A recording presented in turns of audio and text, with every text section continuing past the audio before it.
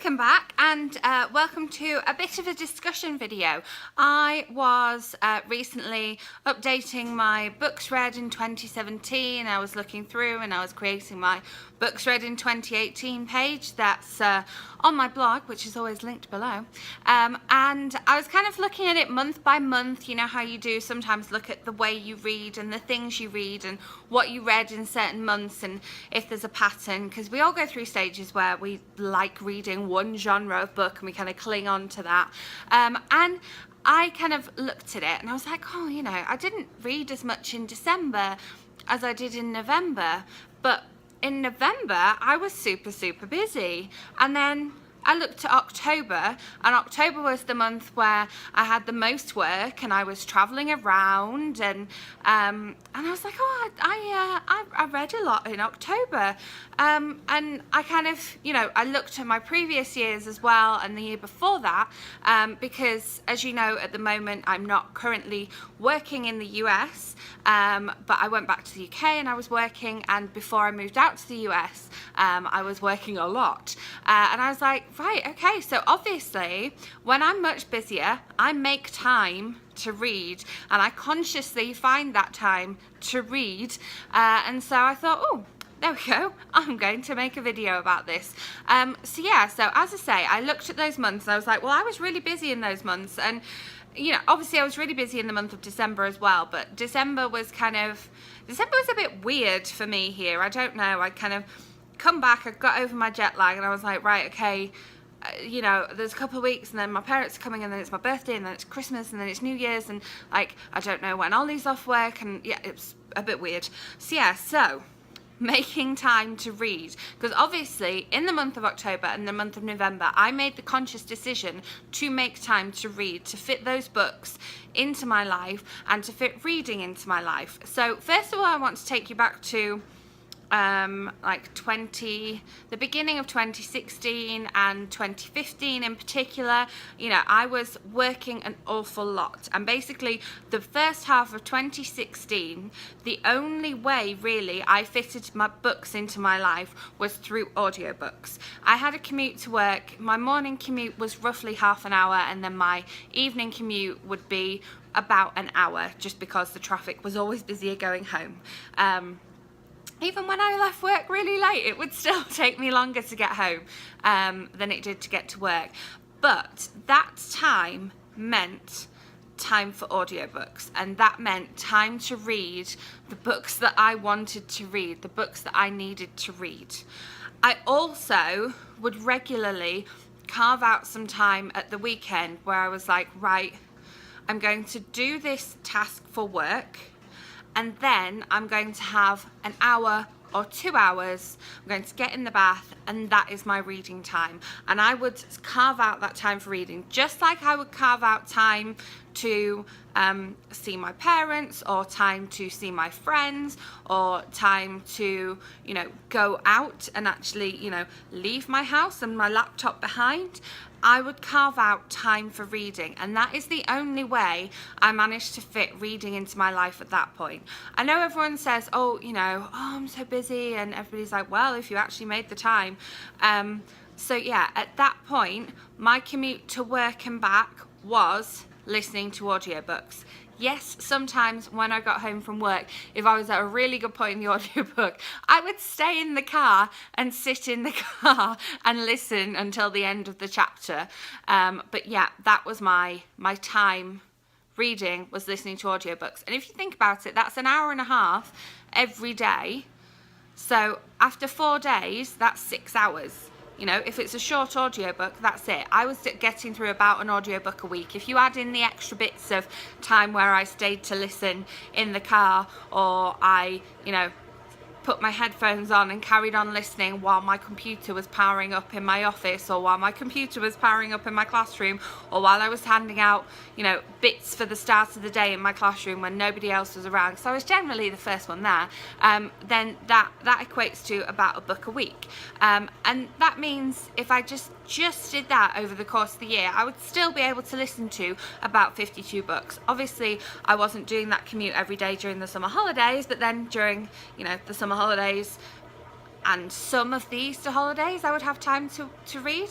And then the other way that I managed to fit in reading at that point was to carve out specific times to read. Like, I am going to finish my work at midnight, and then at midnight I'm getting in the bath and I'm spending an hour reading. Even though that means I'm going to be up until 1 a.m, I need that me time before I go to bed and have to get up again and do it all again at 5 a.m. That was what I was doing. I would quite regularly do that and get into the bath at midnight, but have that me time and read my book, and that helped me to relax and switch off. And it was actively carving out that time. Or I would say, right, Saturday morning I'm going to walk down to Starbucks, I'm going to sit in Starbucks for an hour with a coffee, a breakfast sandwich, and I'm going to have my hours reading time.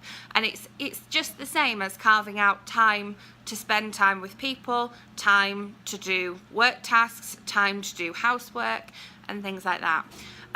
Then sort of switching around to the way I fit in reading kind of with my lifestyle now is that I am out and about quite a bit, and then I still use audiobooks as a way to read more. So when I go down to the gym, I will have my audiobook with me. That is at least half an hour of listening to an audiobook. If I count the walk there and back as well, it's even more.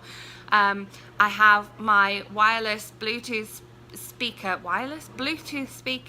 that is waterproof or splash proof or whatever, and so that comes into the shower with me. I still regularly have those baths where I will take a book and read a book in the bath.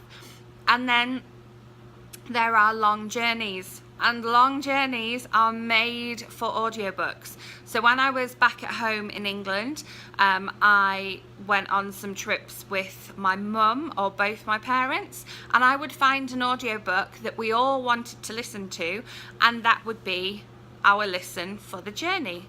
When I came back here in November, Ollie and I drove to Las Vegas, which is like 11 hours drive, and we listened to 2 audiobooks on that journey because I found audiobooks that we both wanted to listen to, and we listened to them on that journey. No matter who was driving, we had the audiobook on.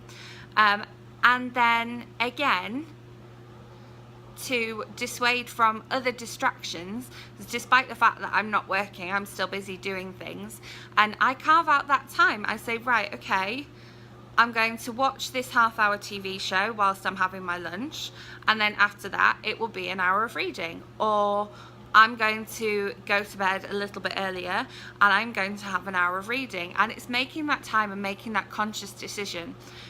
But I have to say that audiobooks are definitely the biggest way that I find time to read, no matter what I'm doing, no matter where I am. A lot of the books in my wrap-ups that you see will be audiobooks, especially when I've had a particularly busy month or a busy week or a busy kind of time period. There will be a lot of audiobooks, and I get my audiobooks from various sources. When I was back talking about that time when I was very busy at work and I was listening to audiobooks, I borrowed CDs from the library. I also love Audible. I have to say, I have an Audible link in my description box always, because I am a massive Audible user. They have that thing where you can buy 3 extra credits for £18, and yeah, I like doing that. I feel like that's free license to get books that are like, oh yes, that one's been on my wish list for like 2 years, I'm going to buy this one. And then my library here and my library back in the UK both use Overdrive, which is fantastic for borrowing books, and you have them for 3 weeks, and it's great because you can increase the speed and they're downloaded on your phone and you can listen to them through Bluetooth, or you can listen to them on headphones, which is great. And then my library here also has Hoopla, which is fantastic for listening to audiobooks.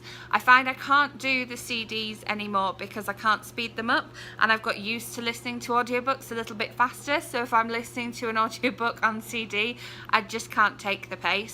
I think this came during that time when I was only listening to audiobooks. I was having such a busy time. Everything was going on high speed, and my life was going on high speed, and so I started listening to them on higher speed. It's hard enough when I'm listening to one with somebody else in the car, I have to slow down the speed, and that is hard. But yeah, I can't do the CDs anymore. That's just me, personal taste though. But if you like listening to audiobooks at regular speed, then do get the CDs. And also the little playaways that you get, I've talked about those in videos before. My library here, my library in Yorkshire, my library back home when I was living in like the Maidenhead, Windsor area, they have the playaways as well. So the playaways are great because you can get the aux cable and plug them into your car as well, or you can plug headphones into them. So yeah, I hope you've enjoyed this little chat. It was just when I was doing my audit of books that I've read over the year, I was like, that was a busy time, and yet I read a little bit more. What's going on with that? So yeah, so I thought I would share it with you. So I hope you enjoyed this. Let me know in the comments how you find time for reading, because I'm always interested to know how people manage to fit time for reading into their lives when people have very different work schedules and different family lives from mine. You know, how people manage to fit in reading when they have children. So yeah, let me know in the comments. I'd be really interested to hear, and if you enjoyed this, please go to thumbs up and don't forget to subscribe. I would love to have you on board. I will be back with another video next week. I've got a couple of exciting videos lined up, so watch out for those. And I will of course have my readathon wrap up, because I'm currently taking part in Bout of Books readathons, which is another way I sort of squeeze reading into my life as well, because I love a readathon. But yes, I will be back with a video next week, so I will see you then. Bye.